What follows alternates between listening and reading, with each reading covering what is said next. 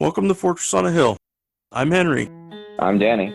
I'm Kagan. We're three leftist veterans that aim to expose the reality of the U.S. military's multiple wars abroad and to illuminate the damage military service does to Americans. American presidents throughout U.S. history have used American military and diplomatic power to force regime change of democratically elected governments around the world. Most veterans come from families vested in prior service, and American generals choose their own, ensuring diversity of thought never interferes with American warmongering. How can we stand by and do nothing while our military kills and destroys lives the world over, while telling Americans that all this death and destruction protects them from terrorists when nothing could be more false? Fortress on a Hill aims to change that. Well, welcome everyone to Fortress on a Hill. I'm Henry. I have my pal Eric Morris today, helping me with some co-hosting stuff. We are here to talk to Pat Elder about PFAS. That is our one topic for today. We are going to talk about PFAS, but let's let everybody chime in. Eric, how are you this morning? I'm doing great. Thank you very much. And Pat, welcome to the podcast. Thank you for joining us and taking the time to talk about these very, very important issues. Hey, thank you, Henry. Just wind me up.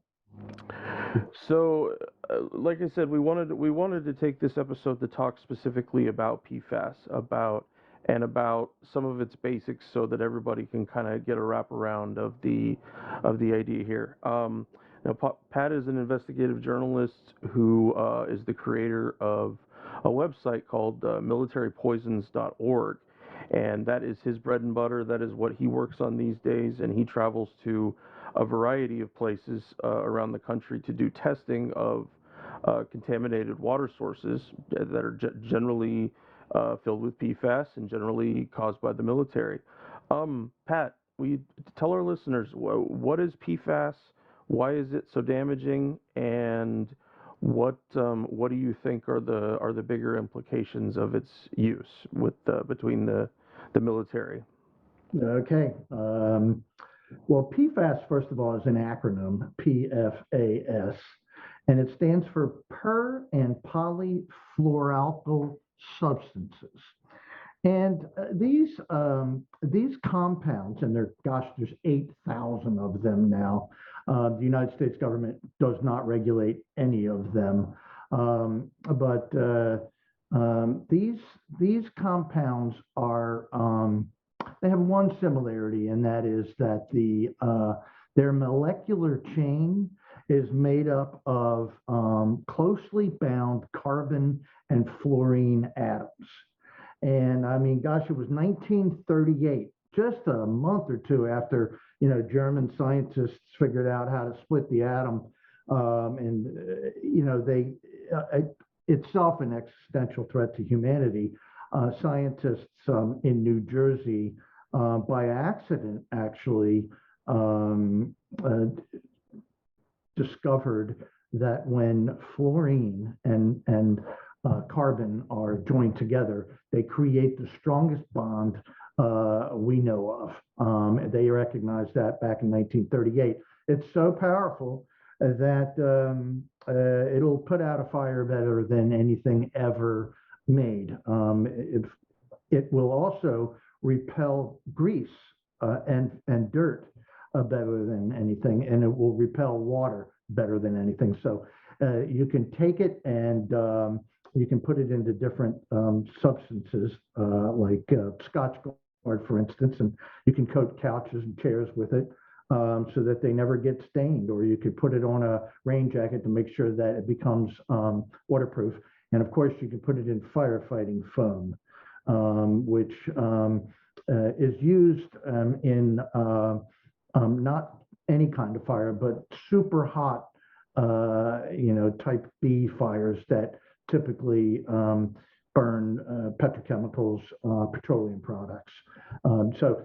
Just super hot fires, a fire that may, say, engulf an F-35, a very expensive aircraft. And so a lot of the military's hangars are fitted with these overhead suppression systems that use the AFFF AFFF, is aqueous film-forming foam, which is made of PFAS.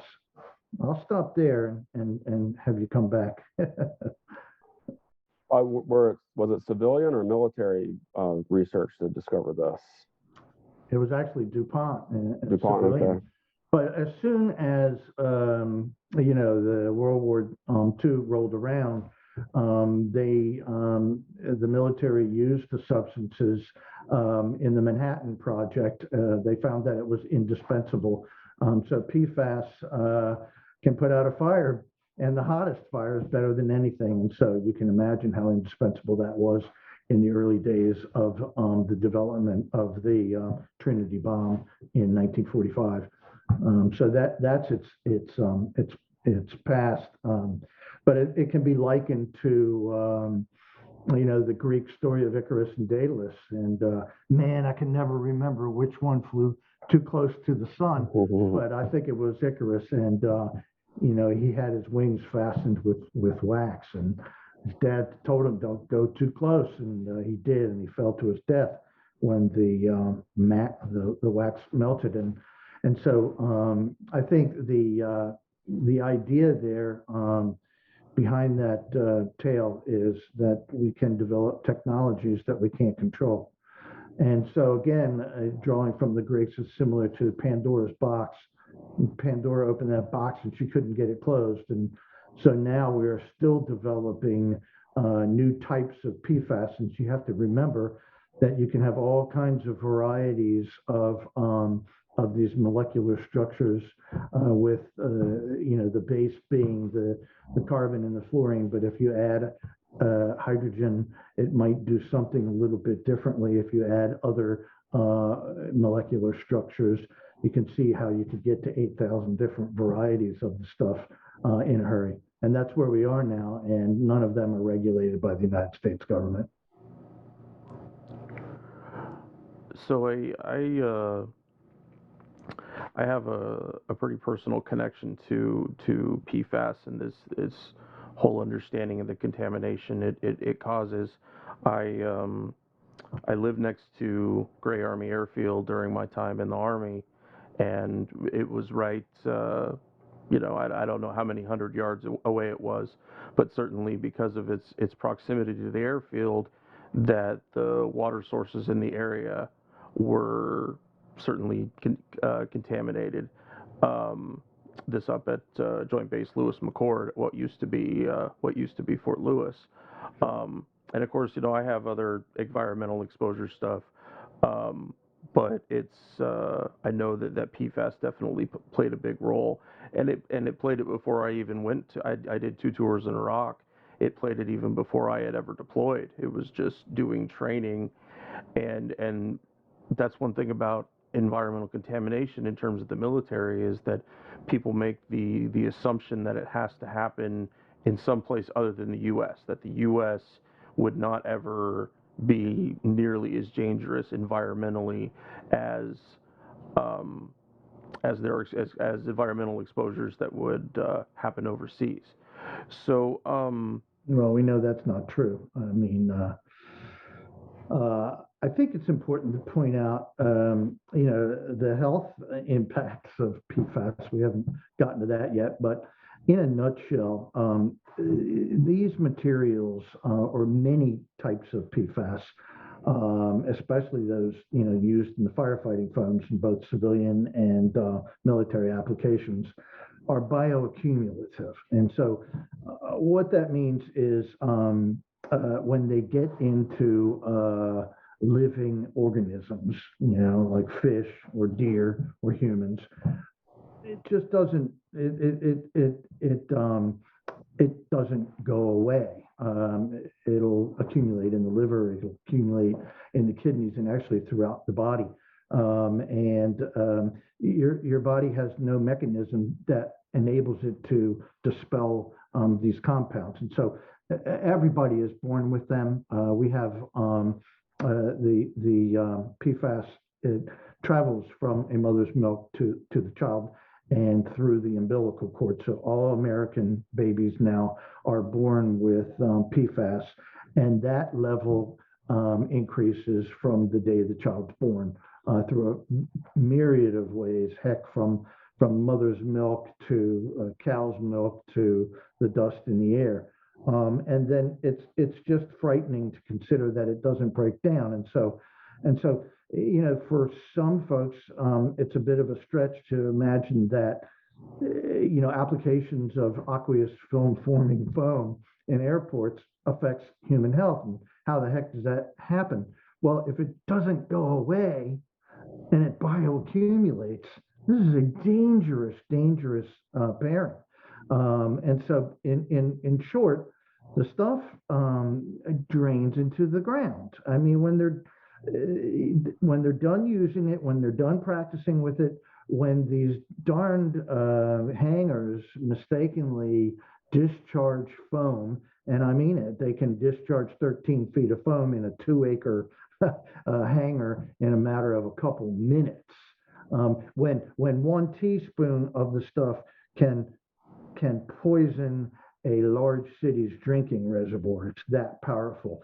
1 drop in 10 Olympic-sized pools is equal to 1 part per trillion. And we're being told by Harvard University School of Public Health and the Environmental Working Group and Northeastern University that we should not be consuming more than 1 part per trillion of these substances. And so it gets into the groundwater. And when it gets into the groundwater, then the aquifer becomes poisoned. And so people that might have wells 20 miles away could be drinking it. It also goes into municipal water systems that often draw from groundwater. And when it does not, groundwater seeps into surface water. It's what it does. And we all remember as a kid, you'd walk along a creek, man, and the streams would be pouring out, these little bubbling streams. And I remember as a kid, we used to drink from those streams. We were told that they were perfectly fine. And so what happens is the streams become contaminated with PFAS. And one type in particular, PFOS, is extremely dangerous. It is arguably the most bioaccumulative. It never breaks down and it gets into the water. And the state of Minnesota 2 years ago did a study, and they showed that some species of fish can bioaccumulate PFOS in water at a rate of 7,000 times the ambient level. So all you need is 1 part per trillion in surface water, and a fish could potentially get to a level of 7,000 parts per trillion. When the state of Minnesota, for instance, regulates drinking water to 15 parts per trillion. So we have military bases like Wurtsmith in Michigan that has fish at 10 million parts per trillion. We have fish all across the country. Michigan, for instance, tested 2,600 fish throughout the state and found the average fish had 80,000 parts per trillion, while the state regulates PFOS in drinking water at 16 parts per trillion. So you can eat a fish, the regular fish, in Michigan waters containing 80,000 parts per trillion, but you can't drink the water if it has more than 16 parts per trillion. And there are lots of reasons for this. Financial reasons are paramount. I mean, we'll kill the restaurant industry, we'll kill the seafood industry, and we'll kill the tourism industry and the fishing industry. There's a ton of money, and these are threatening people, and they're nasty. How soon after 1938 did scientists potentially know that this was bioaccumulative, or that it was potentially dangerous to humans or to wildlife? That's a great question, I think that we don't know exactly. I mean, we can get all the way up until the early 1970s, and we know, for instance, that the Navy and that 3M, which also developed the materials, have mentioned in internal documents that they knew the stuff was poisonous in the firefighting foam. And I think with 3M in Minnesota, there's interoffice memos that go back to the mid 60s. That's about as early as we get. But they knew that there was a problem with bioaccumulation, especially in the human liver. And they knew it amongst themselves, but they didn't even tell their own employees who were developing the stuff. So those were the people who were sick. And of course, we saw that in the film Dark Waters in Parkersburg, West Virginia, that same dynamic play out. So, these companies knew all along, and heck, they still do. Chemers in, North Carolina knows darn well they're poisoning people. And manufacturers of PFAS rugs and raincoats, et cetera, know darn well. And there's another aspect to this too, Eric and Henry, that needs to be mentioned, and that is that we buy these consumer items, and there was a brilliant study done 2 years ago in Vermont where you have a degree of activism unmatched, really, something about Vermont. They wanted to test how much PFAS was in the landfills, and so they took a carpet and a chair and a sofa out of the the waste cycle, before the giant bulldozers crush them, right? Mm-hmm. And they cut out little, I think there were 5x7 swaths, and they put them, into a blender, so to speak, and and they found that the average was 1.3 million parts per trillion. What happens is that all of these materials go into the landfill, and they're crushed by those bulldozers, and the thunderstorms and the snow melts come, and it acts like a giant coffee percolator. You pour the water, man, and then underneath you get what we call a leachate, and the leachate is loaded with PFAS, and a lot of that leachate is sent by some municipalities to wastewater treatment plants. A lot of it is simply allowed to drain into the groundwater, which of course makes its way to the surface water. The wastewater treatment plants are a huge part of the problem here, because you might have a factory that does, wire coating using PFAS, or chrome plating using PFAS, lots of different industrial applications. And they have large warehouses, and at the end of the day, they may squirt their workplaces down, and the PFAS goes into the drain and then to the wastewater treatment plant. We have no treatment for this stuff. It goes into the wastewater treatment plant. The wastewater treatment plant, pursuant to the Clean Water Act way back in 1986, sort of cleans the water for cadmium and barium and mercury and all kinds of other things. Not as well as the Europeans do, mind you, but they don't treat for the PFAS. Wastewater treatment plants gather PFAS and spit it into the rivers. That's part of the problem. We have the technology. We have the technology to treat this stuff. The same technology that exists for the drinking water. If you can imagine, say, for a small city, something the size of a living room, that size of cubic footage times 3 or 4, and you load it with granular carbon. It's called GAC, or granular activated carbon. And you pour your water through that first, area, and then the water goes through and is cleansed and goes into the second and the third. And by golly, by the time it gets through 3 or 4 processes of treatment, it's cleaned of most PFAS. It is remarkable. It's damned expensive, but it's doable. And so wastewater treatment plants can also do that to treat for PFAS, although they don't because of the cost. Throughout the country, most, I would venture to say at this point, municipal water providers are treating using GAC or a kind of a reverse osmosis process in order to clean the water. It's doable, but it's not being done. It's expensive, and politics get in the way. So you said in the 70s, people start, or there, at least internally, we knew that it potentially was dangerous. When did the public find out? Was it about the same time, later?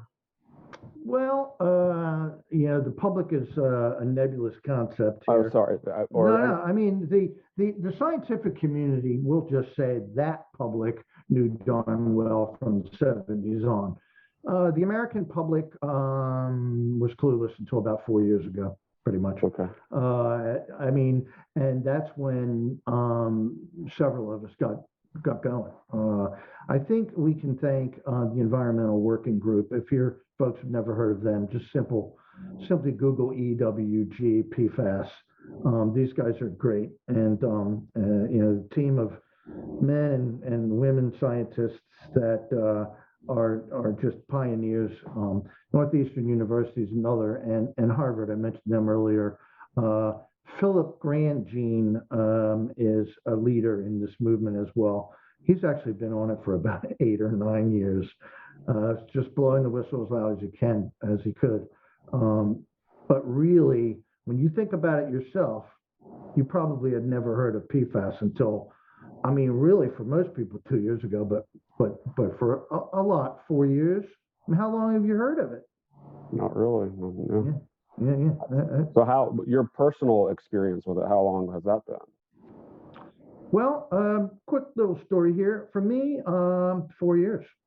4 years. Yeah, I mean, I'm in terms of the scientific community, a newcomer, but I'm a revolutionary, and I've been involved in the anti-war movement all along. I was always one of the guys that would get the permits in D.C. for the giant demonstrations, and man, I deal with the porta potties and things of that nature, but that was my function, and I kind of drifted from there to countering recruitment. I mean, when we realized we could get 500,000 people on the streets of Washington, D.C., and it didn't change public policy, it's time for new thinking. And so I joined forces with NOMI, which is the National Network Opposing Militarization of Youth, and worked with them consistently for several years. And, I was at a conference 4.5 years ago, and we were in Minneapolis, and then later that year in Dublin. And I heard Pat Hines speak. She was the EPA Woman of the Year in 1989 or 1999, and she's a brilliant scientist. And we were speaking on military contamination, and I was on the panel because I was addressing the use of lead firearms in public high schools. I had the audacious view that it's probably not good public policy to allow lead firearms in high school cafeterias. We actually got a bill in the state of Maryland, that would have made it illegal for the JROTC program to use the CO2 fired pellets in high school cafeterias, but the Democratic leadership wouldn't get behind the bill because they felt it, upset the military. And of course, the military lobbied strenuously against it, so we never really had our first reading on that.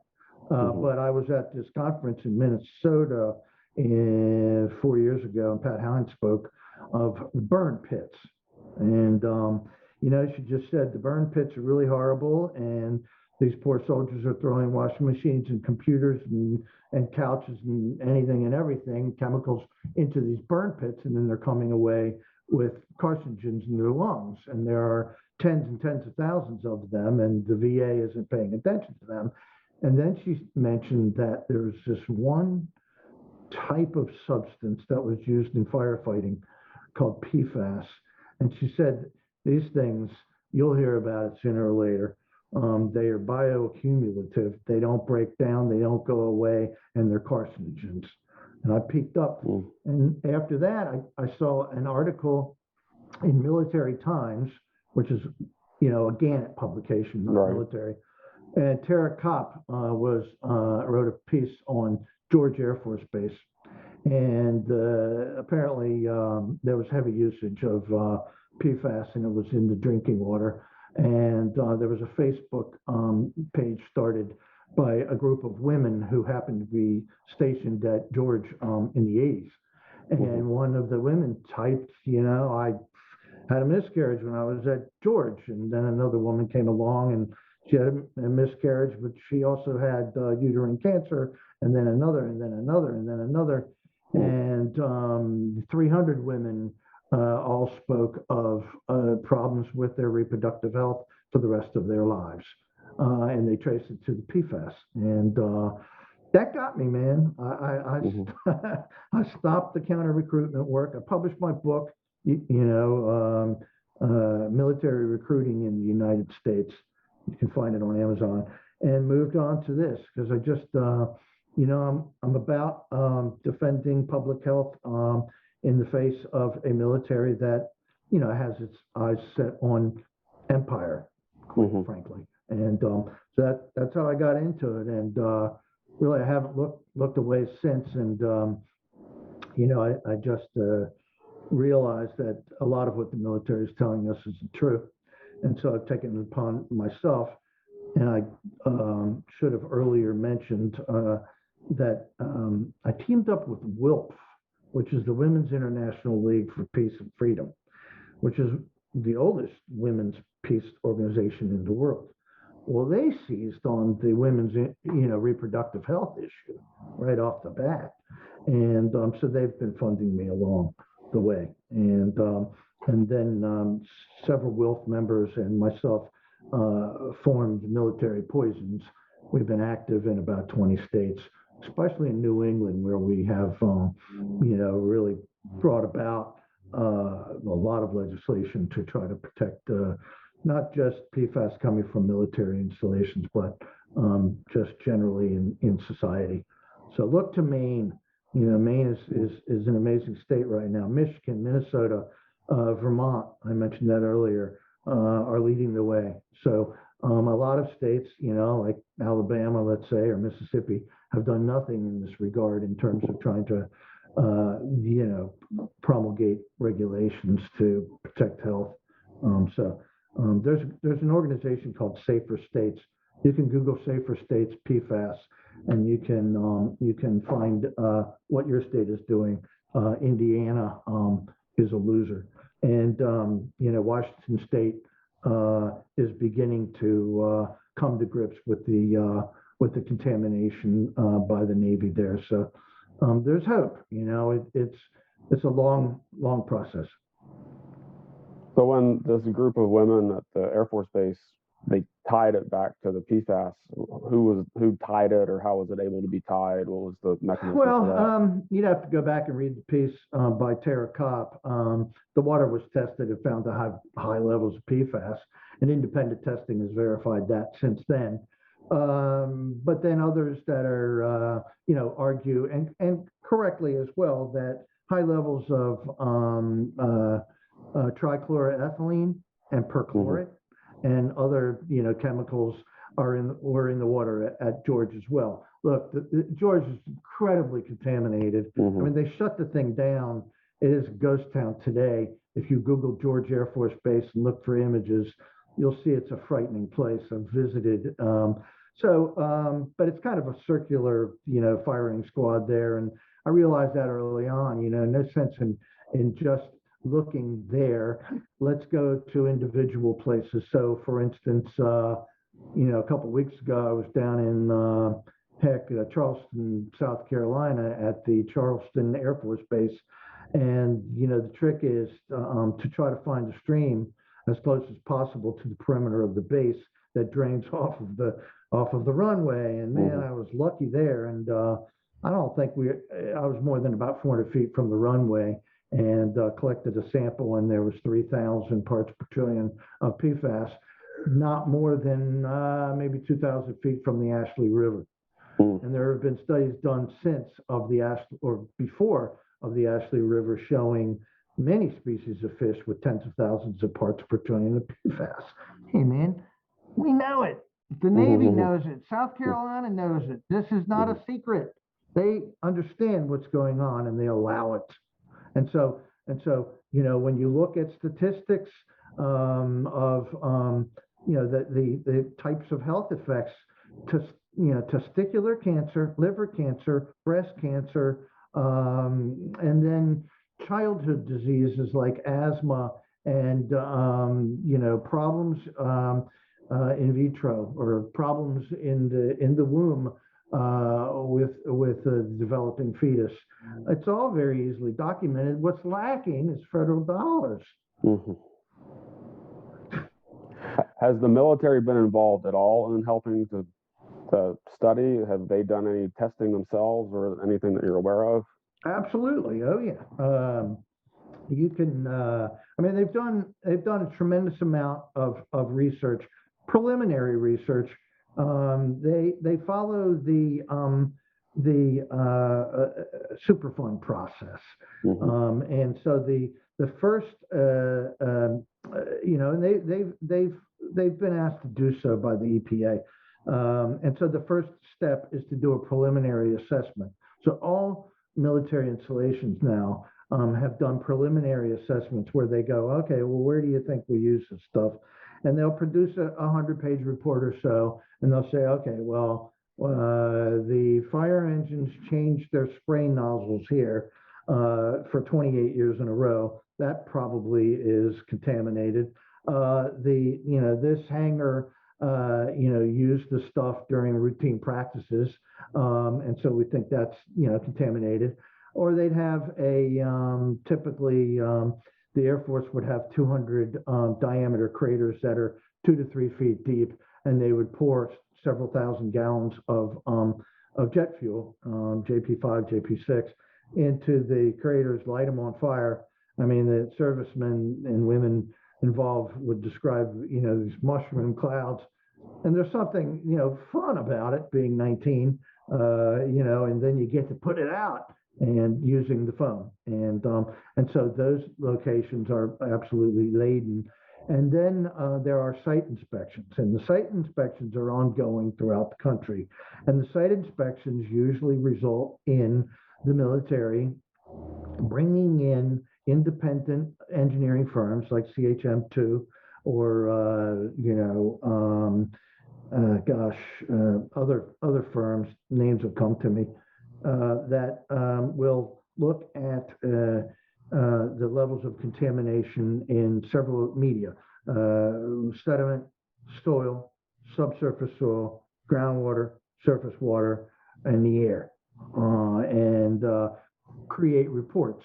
And so I'll take those reports and see what they report on the surface water levels, and then I will take my own measurements and then write articles that will argue that that they're under-reporting levels. And I'll give you one specific example. Heck, I could give you a whole bunch of them. I've had some notes, but one is great. And this is close to where I live. The Naval Research Lab of the Naval Research Lab Chesapeake Bay Detachment is about 35 miles southeast of Washington on Chesapeake Bay. And this is where Navy officials would go to blow things up and then put them out with PFAS since 1968. PFAS entered the environment along the banks of the Chesapeake Bay first, before anywhere else, purposely by the military. So the Navy has one spot where they tested firefighting foams. Oh my God, for more than 40 years. I mean, they still do, except now they've got a concrete pad and they take it all away. That's another story. But anyway, a stream, drains from the firefighting foam area, and it drains about 4,500 feet into the Chesapeake Bay. On its way, it passes by the base's wastewater treatment plant. Okay, long story here.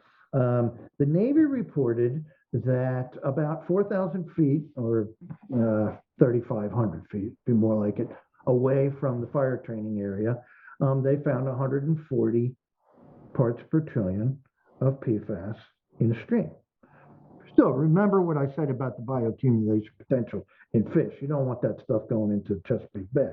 140 parts per trillion in a stream before it got to the wastewater treatment plant. And then it jumped to about 1,400 parts per trillion. This is on a PowerPoint presentation that the Navy gave in May of last year. And I got a hold of a copy of that, and I felt moved to go to the banks of the Chesapeake Bay. This is on a Navy base, so you have to go out into the bay, get into the bay, and then walk toward the Navy and hope they don't, God only knows, but actually touch, the beach and collect a water sample. And I did so and found 6,000 parts per trillion, just a couple hundred feet, where the Navy said they found 1,400. So, they're underreporting levels of PFAS. So it's important to understand the role of the wastewater treatment plant, because the Navy says that at that location, they're not allowing the AFFF, aqueous film forming foam, to get into the environment, the local environment anymore. The people in the area don't have to worry anymore. They don't do that anymore. Everything's fine. Everybody go away. It's true. I have no reason to believe otherwise. They have the pit now that they use to light fires and put it out with test foam is contained nowadays. But what they don't say is that they truck the stuff away, and it is either put into the landfills or it's incinerated. Neither the landfill nor the incineration breaks down the PFAS. It just recycles. The incinerators aren't hot enough to break it down. So we've got to stop making the stuff.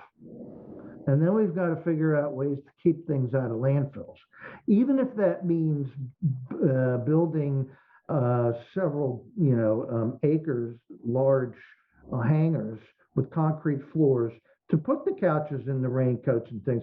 Can't bury it anymore, and we can't burn PFAS anymore, and we have to stop putting it into the ground.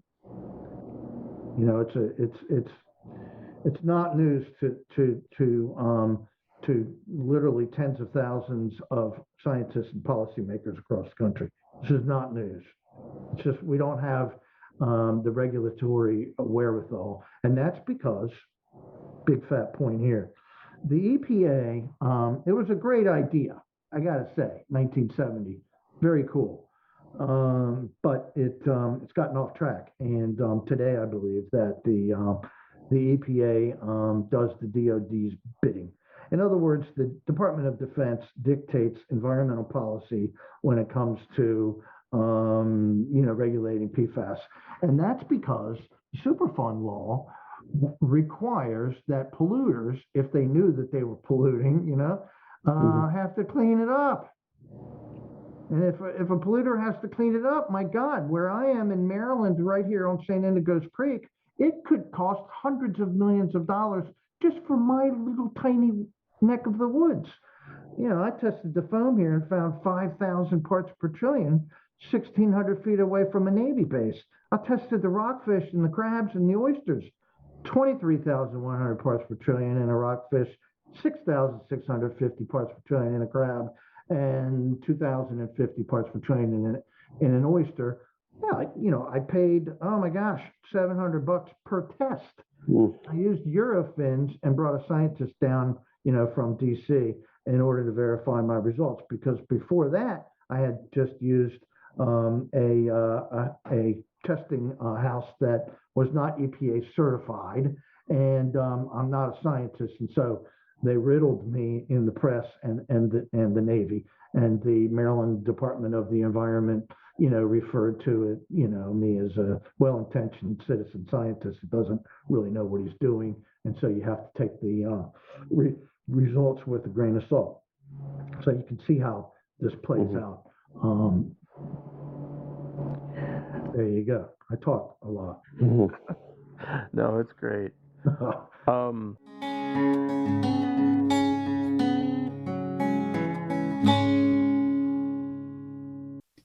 We get asked often what people can do to help support the podcast. One very powerful way is to help us grow and reach more people is to leave us a review. You can do that on iTunes, which is the best place to leave a review. iTunes does reach the most people these days. The next best place is Facebook. Go to our Fortress on a Hill Facebook page and look for the reviews tab. And finally, there's Patreon, where we're blessed to have an array of wonderful supporters helping us for some of the podcast's expenses. Those who contribute $10 or more a month will be mentioned here as an honorary producer, helping keep you, our listeners, stocked with new episodes. But you don't have to contribute $10 a month to help us. For as little as $1 a month, you can help us keep going, paying for hosting and storage fees, transcribing old and new episodes, promoting and expanding the podcast, and more I'm sure I can't think of at the moment. So let's bring out these honorary producers, and they are Fahim Shirazi, James O'Barr, Adam Bellows, Eric Phillips, Paul Appel, Julie Dupree, Thomas Benson, Janet Hansen, Tristan Oliver, Daniel Fleming, Michael Caron, Zach H., Ren Jacob, Howard Reynolds. Why I Am Anti-War Podcast, Korgoth, Rick Coffey, and the Status Quo Podcast. You are all the engine that helps us power the podcast. Thank you so much. However, if Patreon isn't your style, you can contribute directly to us through PayPal at paypal.me/fortressonahill. Or please check out our store on Spreadshirt for some great Fortress merch. There's t-shirts, mugs, phone cases, and a whole lot more. And now let's get back to the podcast.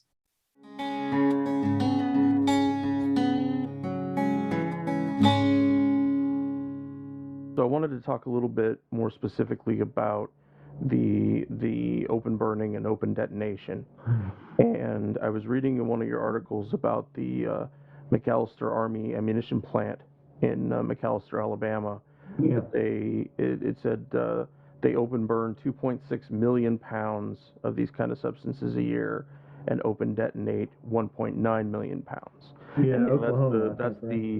that's the top of the list for locations for the Army. But it's certainly emblematic of what we're talking about here. And you also go through it describing about how it affects the local people, about how the munition blasts are set up for certain times of the day, that they that way that the local they say it's so the local citizens know when things are going on. I'm sure it's just for normal scheduling. And then the environmental destruction just from the noise of the blasts, and that they said it's equivalent to a jet takeoff, the loudest rock concert ever recorded, or a gunshot at close range. That sure doesn't sound like they're trying to protect the community at all. And lastly is the fact that they employ 1,500 people. They're the largest employer in their region. And so in fighting this, we're also dealing with people who are just trying to find jobs and would end up arguing that that by trying to fight this, that we might be taking away jobs from some places, depending on what angle you want to take. Sure. Well, McAllister is a poster child for open burning and open detonation. No question about that. But when Pavlov got his dogs to salivate, when ringing those bells, I mean, he got them to do all kinds of things. I think he even got them to think a certain way. Ring enough bells and you condition them enough, then they'll be quite dutiful. And I think that's what you got at McAllister. I mean, these folks, they say, according to a Gannett publication, that they're used to it. They can deal. I mean, things fall off the shelf at a local elementary school. Bomb blasts are so loud that they can do damage to the eardrums. And it goes on. And these clouds of toxic waste, travel and just sprinkle a silent death. We know that. I sure would like to get to McAllister. A little bit more funding. I think it probably will eventually, and just test the surface water, and then test their drinking water as well. But it's important because, the food is contaminated, and it's interesting because, gosh, it's been almost 20 years now. The FDA tested for PFAS, and they found extraordinarily high levels in eggs and ground beef and lamb chops and all kinds of different food. And then it went silent, And so now the FDA says that we shouldn't stay away from any kind of food because of our fear of PFAS, including fish. And so you've got Michigan on the one hand saying 80,000 in the average fish, and then you've got the FDA on the other hand says you shouldn't be worried about it. It's where we are. We have a kind of I want to try to use some sort of Marxist terminology. A dictatorship, not of the proletariat, but of information sources. We're a society that's wearing horse blinders and earplugs. We're only being fed what they want us to hear. But in the meantime, we're threatening the very basis of humanity, man. We're threatening the unborn. So what are we going to do about it, Henry? Eric? No,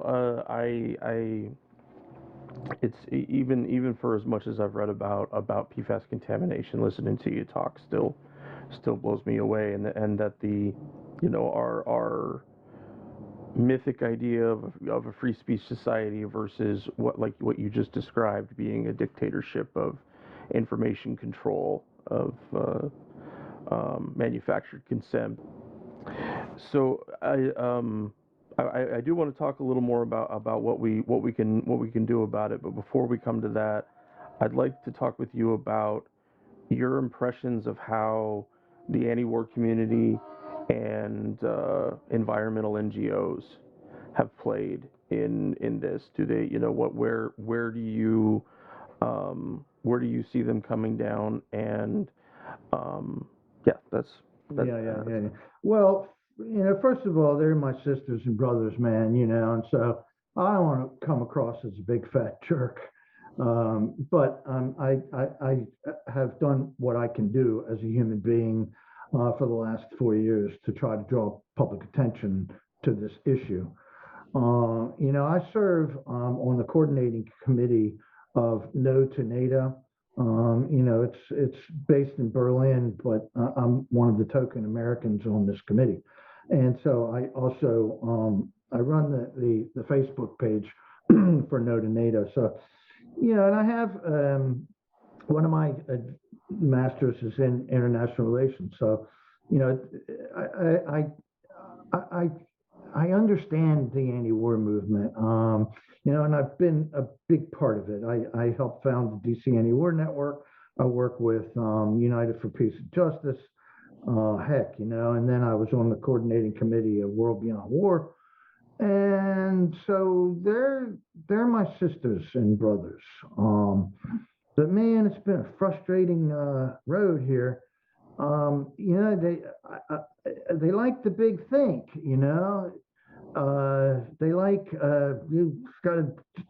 we have to get rid of nuclear weapons. I mean, I'm there. I've camped out at Buchel in Germany. I've been arrested a bunch of times, and I'm with them. It's just not my focus. We've got to stop the war in Ukraine. Well, we do, but we have other things on our plate as well. And it just seems that for the mainstream American peace and justice peace community, there's limited bandwidth. the focus is on nonviolent resistance. Hey, man, I've had those tie straps behind my back, many times, arguing the case. And in fact, I've been helping to organize a demonstration on April 21st at Lockheed Martin, a master of war. In fact, we were just on a call earlier today, and I said, yeah, a sign and say masters of war. And then somebody said, well, that people might think that's a compliment. So we thought, okay, well, instead of masters of war, we ought to have a parenthesis that says bad. Masters of war, bad. But I tell you, United Anti-War Coalition, they don't have anything to do with military contamination. It's just not. It's not in their. It's not in their focus. World Beyond War is doing better with the contamination stuff. Not so much with PFAS. I don't think people understand the serious threat that PFAS poses. And I think if I say this is an existential threat to humanity, they came up with this stuff in 1938. Within a few months of the development of splitting the atom, and both are existential threats. This stuff is killing us. It is rearranging our DNA. It's lost, and I argue the point, and I argue the point internationally with my brothers with the International Peace Bureau and No to NATO and a lot of other different organizations. We have to get people engaged. And one way to do that is to say, hey, folks that, take fish from rivers near Ramstein Air Base or Spangdahlem Air Base in Germany, we know that, the AFFF has been used. We know some of the levels of AFFF. And we know the levels of PFAS in your fish, and we know that different states have put fish advisories so that you can't eat them. And so, can't we engender a bit of indignation as a tool in fighting war? And the answer I get back is no. No, we've got to stop those nuclear bombs. We need to stop defense spending. That's the key. No 2% increases for European states. And so my focus is on the guy that lives 4 doors down, who had a naval career, who's now livid that he can't fish in his creek because the Navy's contaminated it. You get enough people like that together, and you got a movement. You have a revolution. It's by convincing people that the military is contaminating us. But man, I mean, if you can't, convince frontline peace and justice folks, you're going to have a hard time with the masses. Now, as far as your mainstream environmental NGOs are concerned, Chesapeake Bay Foundation is a great example. I published my results using Eurofins, bringing scientists from PEER, which is the Public Employees for Environmental Responsibility, down to my beach here, and publishing the results, and sending them to the Chesapeake Bay Foundation, which is a very large organization that gets lots of money from lots of state and corporate sources, and they published their biannual Chesapeake Bay report card, and they gave the Chesapeake Bay blue crab a B+. And meanwhile, they have my work and work from here that says if we were living in a few European states, you wouldn't be able to eat it.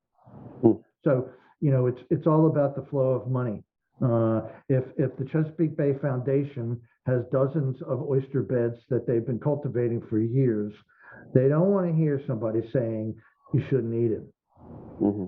It's a financial thing. I mean, we have a huge seafood industry and we have a huge tourism industry.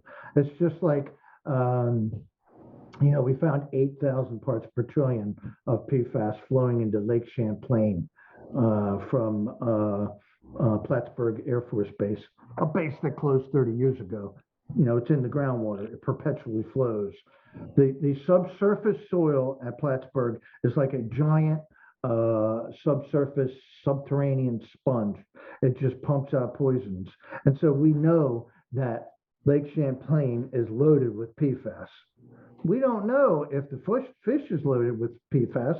We have a very, very, very strong inclination that they do, but we don't have the resources or the money to test the fish.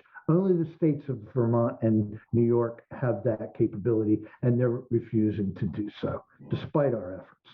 So it's like that. It has to do with the money. So your main website is militarypoisons.org.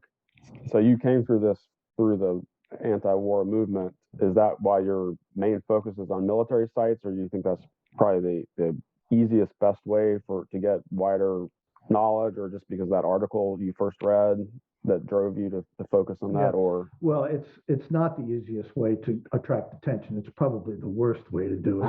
Okay. But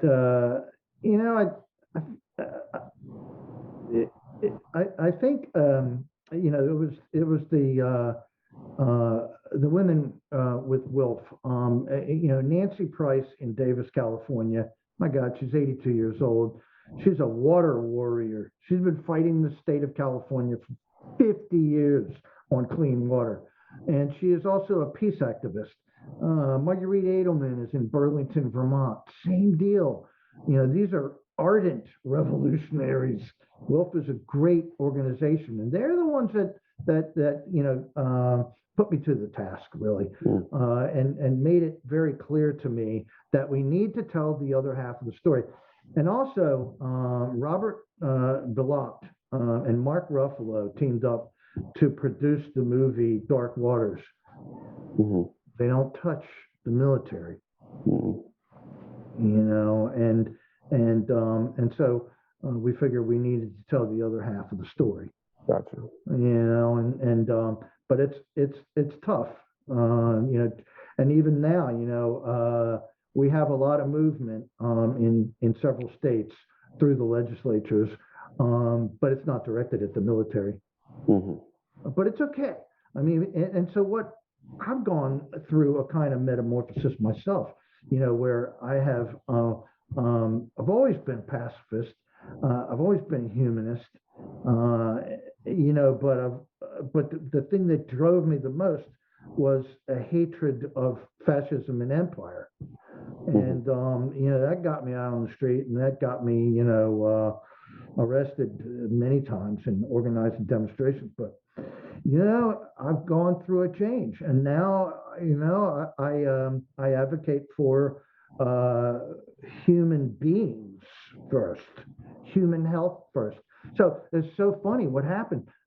Just 3 weeks ago, I was on with my brother. We got funding, and we tested surface waters draining from 8 military installations, 2 each in North Carolina, South Carolina, Georgia, and Florida.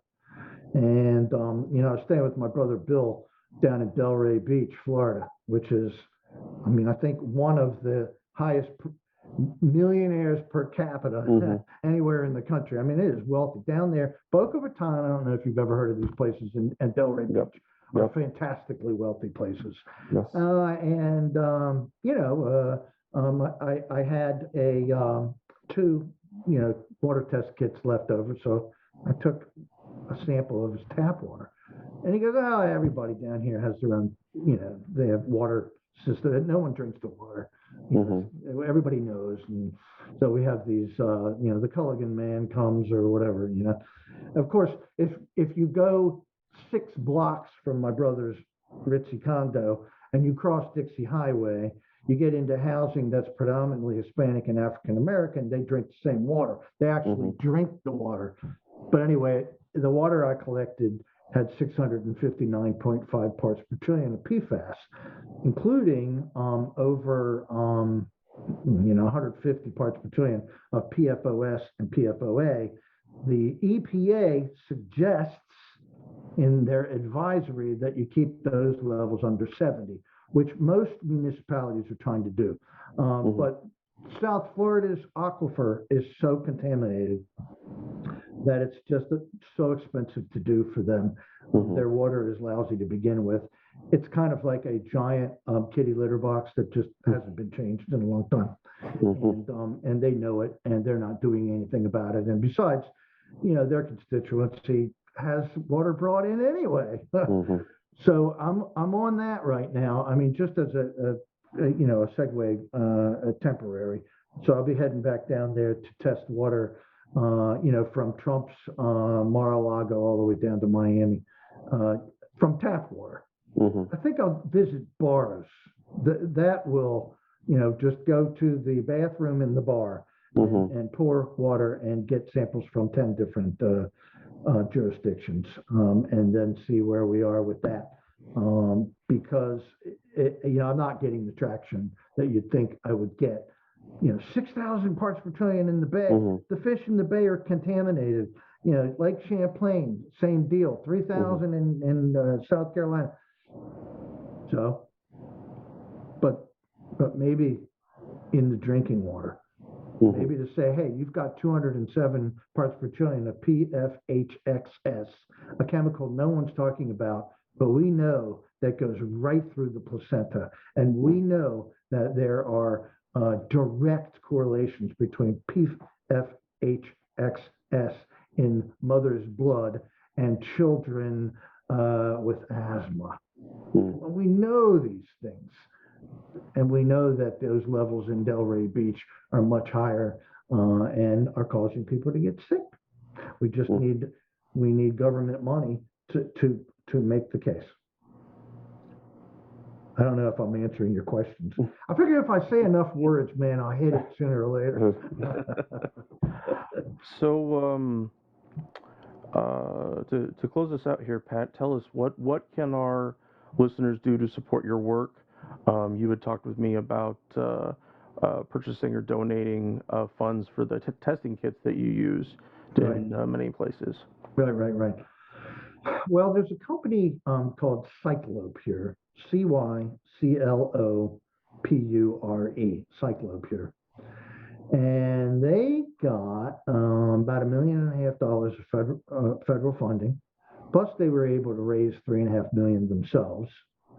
And they were funded by the National Institutes of Environmental Health, federal government, to come up with a system to clean drinking water and surface water. And so they developed a new technology called DexSorb, DEXSORB.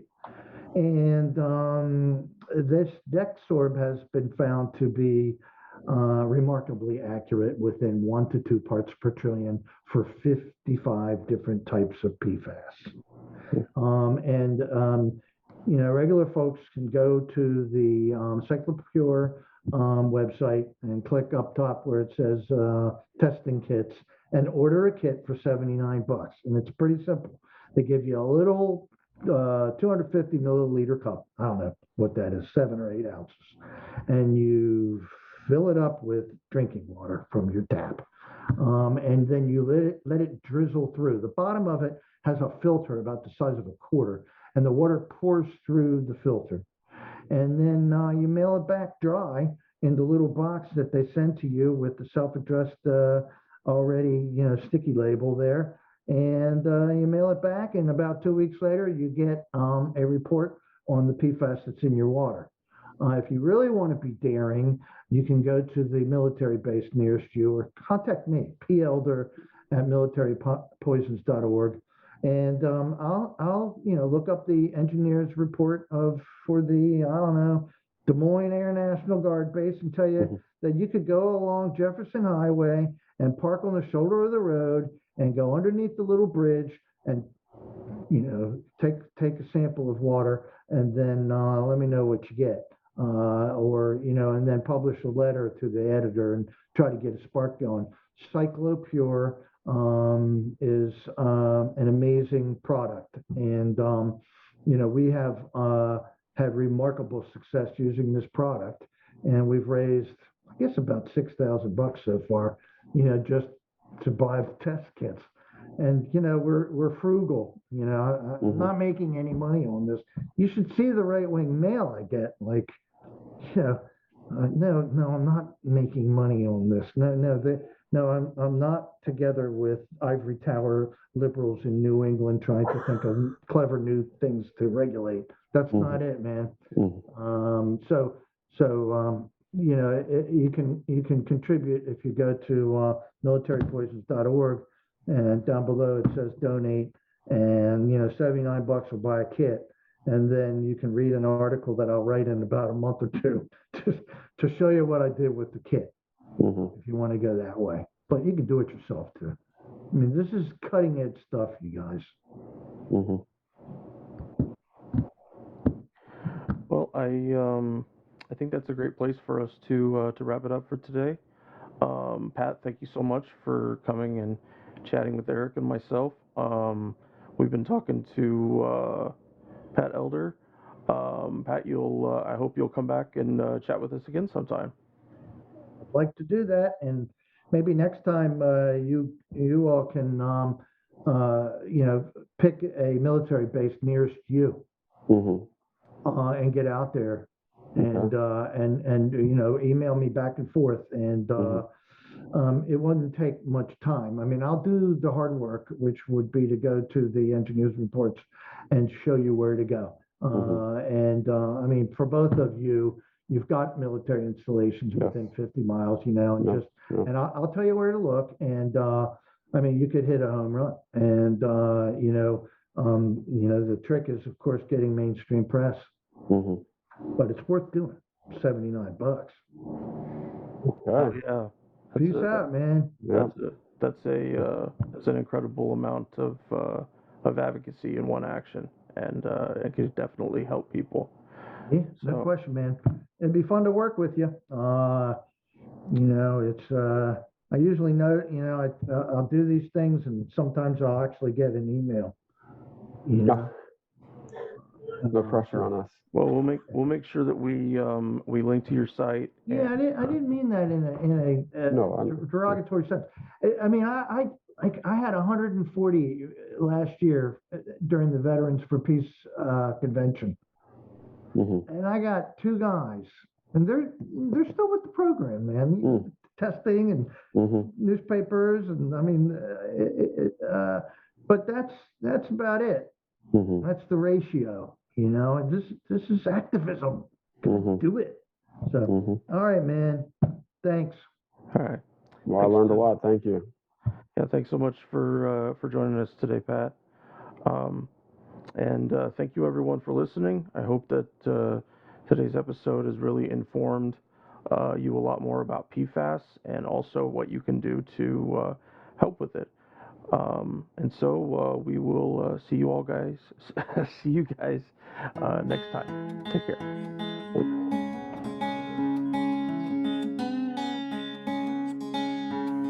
We're on Twitter at Fortress on a Hill, and also at facebook.com at Fortress on a Hill. You can find our main blog page and our full collection of episodes at www.fortressonahill.com. iTunes, Stitcher, Google Podcasts, Patreon, Spotify. You name it, almost anywhere you listen, we're already waiting for you.